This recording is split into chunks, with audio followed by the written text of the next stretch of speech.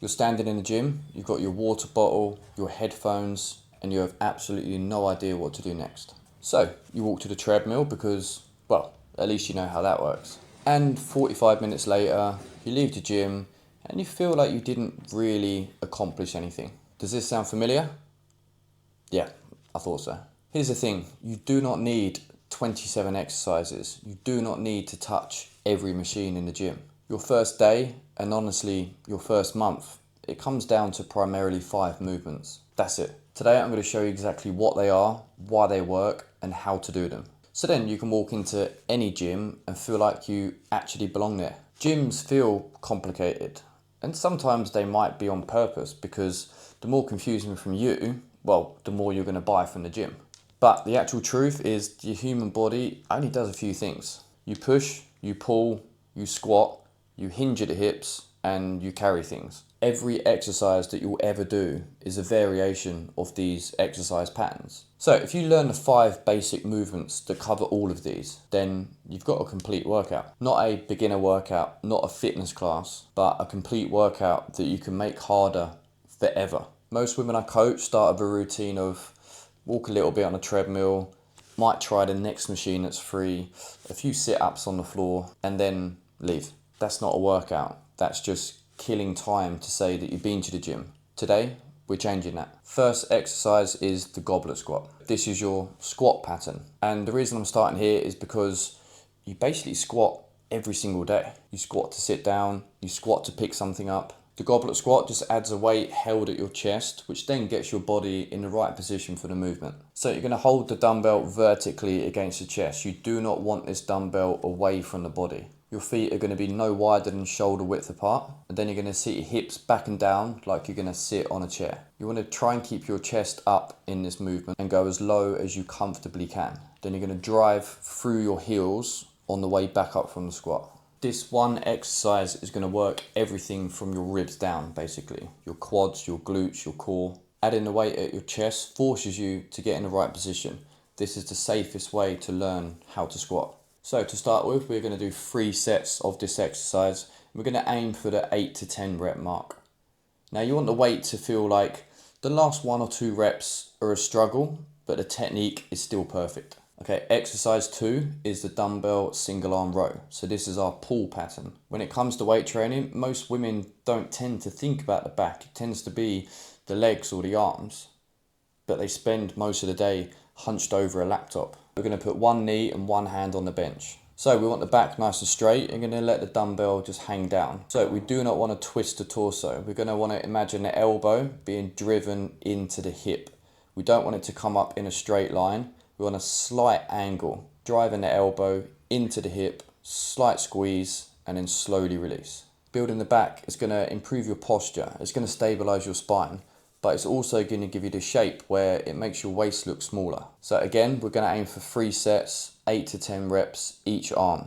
Same as before, we want the last 1 or 2 reps to feel like it's challenging you. Exercise 3, dumbbell shoulder press. So this is going to be our push pattern. We're going to sit on a bench with your back supported. We're going to hold a dumbbell in each hand, starting at shoulder height. We're going to push up until your arms are extended, but you do not want the elbows flared out. We want the elbows tucked slightly in, about 45 degrees. We're going to lower them back down to the shoulders, nice and slow, in control. Again, with your shoulders, you use them every day in simple tasks. So if you can build strong, functional shoulders, it's going to be a massive help all round. 3 sets, 8 to 10, last 1 or 2 should be challenging. Exercise 4 is going to be our dumbbell Romanian deadlift. So this is the hinge pattern. Now, I'm going to be honest with you, this one is going to take the most practice, but it's also the one that's going to pay off the most. Your glutes and your hamstrings are the strongest, biggest muscles in your body. Training them changes how you look, how you move, and also how many calories you burn just at rest. So you're going to hold a pair of dumbbells in front of your thighs. You want your knees soft, and then we're going to lower the dumbbells down, keeping them close to the body. We're going to push the hips back like you are going to shut a car door with your bum. The whole movement, we want to make sure the back is nice and flat. You do not want it arched. When you feel the stretch in your hamstrings and glute, we're then going to slowly push the hips forward into the starting position. Most lower back pain from women when they first start weight training, it comes from them using their back rather than their glutes. Romanian deadlifts teach your body the difference. I would say go light on this one to start with. We need to master the technique before you can start progressing on the weight. Exercise 5 should be a farmer's carry, but being new in a gym, feeling like a beginner, picking up some weights and walking upwards and downwards in the gym, you're going to feel like a bit of an idiot to start with. So we're going to cover that later. Instead, we're going to do glute bridge / hip thrust. With the glute bridge, again, it gets you used to doing something just a little bit different, a little bit outside of your comfort zone. So you're going to lie on your back, knees bent, feet flat on the floor, and we're going to drive through your heels, hips to the ceiling, squeeze your glutes. Your body should make a straight line from shoulders to knees. We don't want to overarch. Then we're going to pause at the top, and we're going to slowly release that back to the floor again. If you want to progress a little further from this one, then we can go into a body weight hip thrust on the bench. So you want the bench on your bra strap line on your back, elbows off the bench. Again, feet flat on the floor. We're going to drive the hips to the ceiling, squeeze the glutes at the top. Don't want to overarch.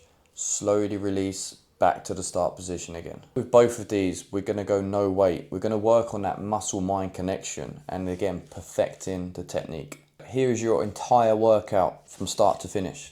You're going to walk in, you're going to warm up on a treadmill. You're going to walk for 5 minutes on a slight incline.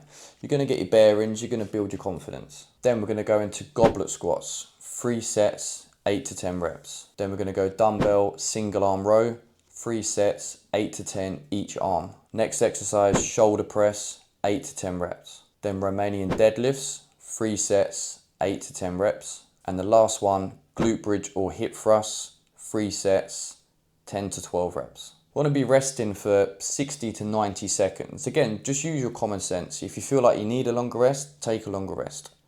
But you don't want to sit there scrolling through your phone, wasting minutes between sets. This workout, realistically, you're going to be in and out within 45 to 60 minutes. You do not need to spend your whole day in the gym. And we can build on this workout forever. We can add weight, we can add reps, we can add sets. This is a complete workout. So what are the 3 things not to do if you are a beginner in the gym? You do not want to go in and max out every exercise. You're going to ache. You're going to be wary of going back again. And the chance of injuring yourself, well, you've increased those too. We want to be perfecting the form, going up on the weight so it feels challenging. It shouldn't feel easy. So number 2, you do not want to rush every exercise. You want to keep it slow and controlled. We want to use the muscle for the exercise. We do not want to use momentum. So think about 2 to 3 seconds on the way down, 2 to 3 seconds on the way up. We are keeping it slow, controlled. Number 3 is do not compare yourself to anyone else in the gym. You don't know how far along they are on their journey. So you comparing yourself to someone who's lifting heavier than you, well, all that's going to do is make you feel crap about yourself. And again, it's going to have a negative experience to your gym. So I wanted to take away from this, you do not need to feel overwhelmed. The gym doesn't and shouldn't be scary. You just need to master these 5 movements. That's it. Again, I want to hear from you. What's the exercise that you are most nervous to try?